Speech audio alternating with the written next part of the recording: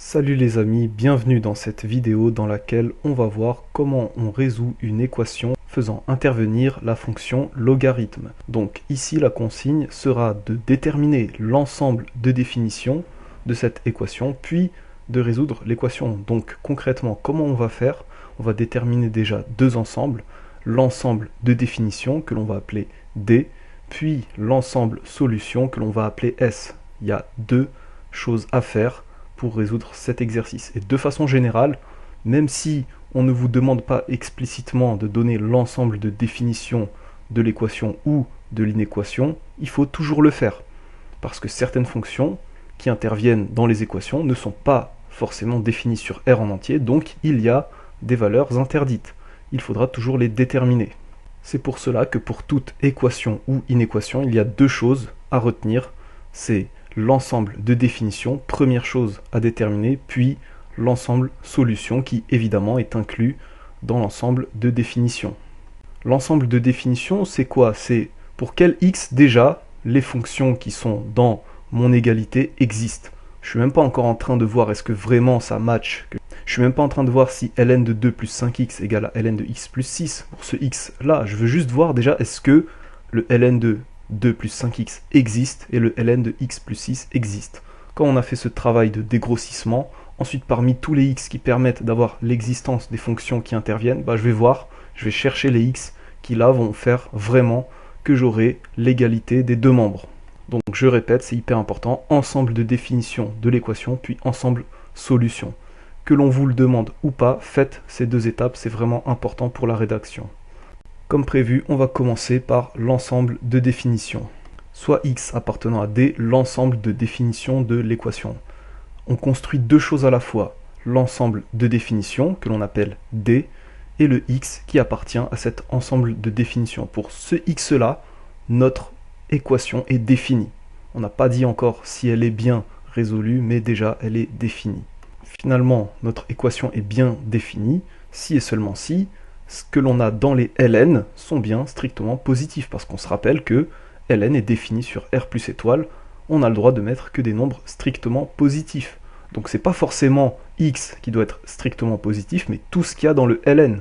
On va voir ici que pour les conditions sur x, on va pas trouver que x doit être strictement positif, mais on trouvera d'autres choses. C'est vraiment important de retenir que c'est ce qu'il y a dans le ln qui doit être strictement positif, et pas juste le x tout seul. On va voir ceci dès maintenant.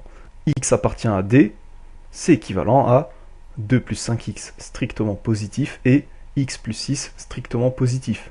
Je rappelle juste que cette accolade, ça signifie juste et.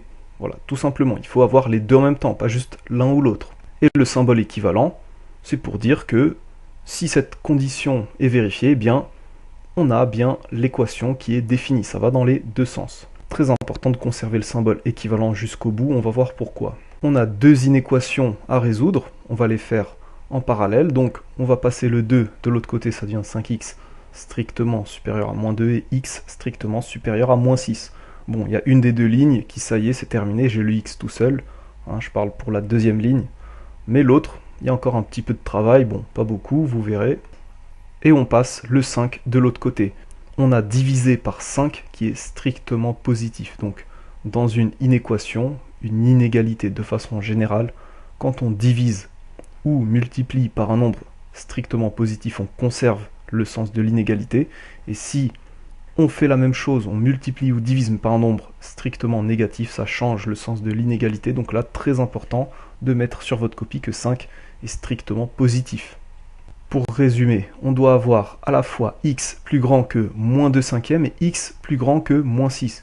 Mais si x est plus grand que moins 2 cinquièmes, eh bien fatalement x va être plus grand que moins 6. Pourquoi? Parce que moins 2 cinquièmes, c'est strictement supérieur à moins 6. Donc en fait, la condition du haut implique la condition du bas. Donc il suffit juste de garder cette ligne.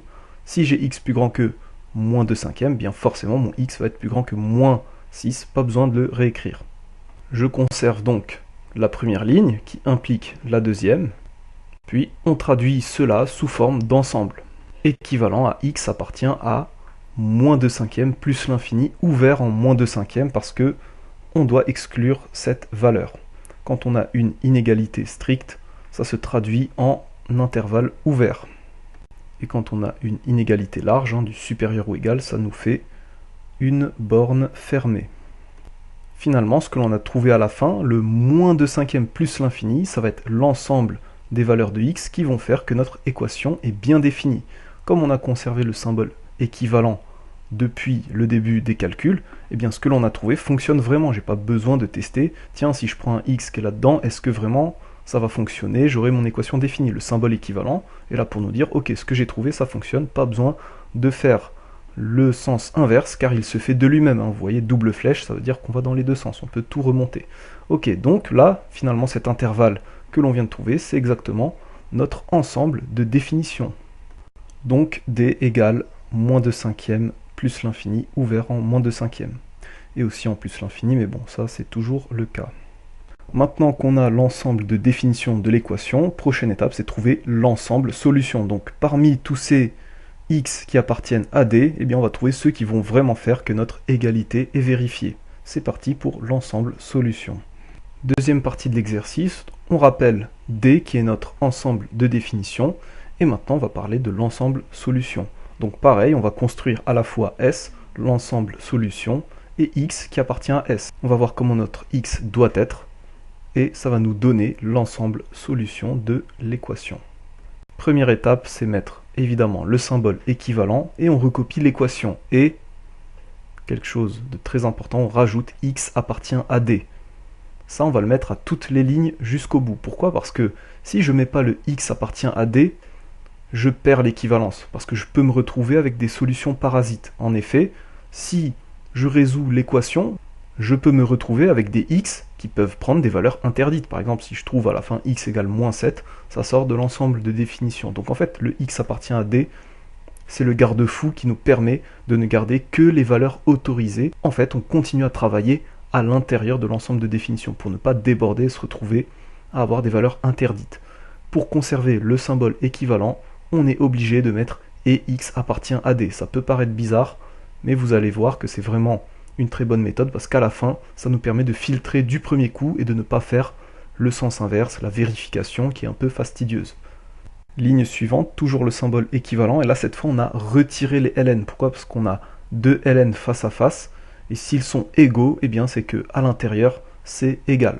Pour faire simple, si ln de A égale ln de B, alors A égale B. Et cette propriété, elle est valable pour les fonctions qui sont soit strictement croissantes, soit strictement décroissantes, ou de façon générale strictement monotones, parce que dans le cas général, si f de A égale f de B, on n'a pas forcément A égale B. Ici, pour la fonction ln, ça fonctionne.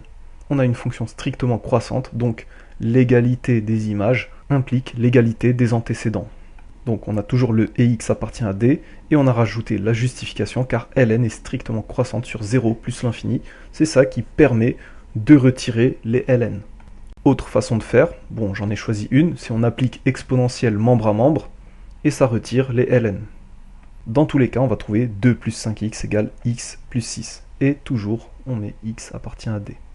Cette équation-là, bon, c'est une forme assez connue, c'est comme au collège.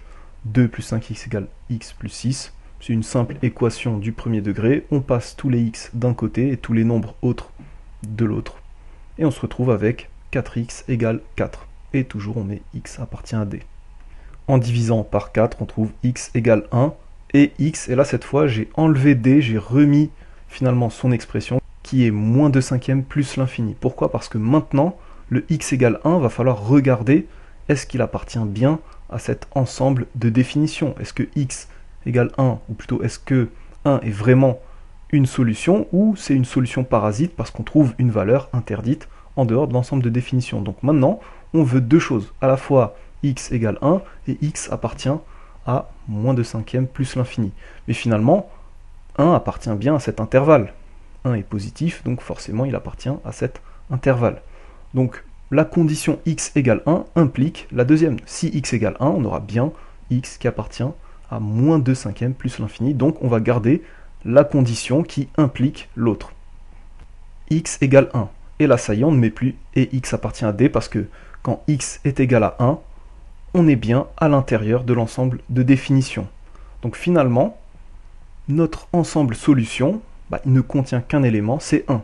On a supposé x appartient à S, on trouve à la fin équivalent x égale 1, donc finalement notre ensemble solution, c'est simplement l'ensemble qui contient 1.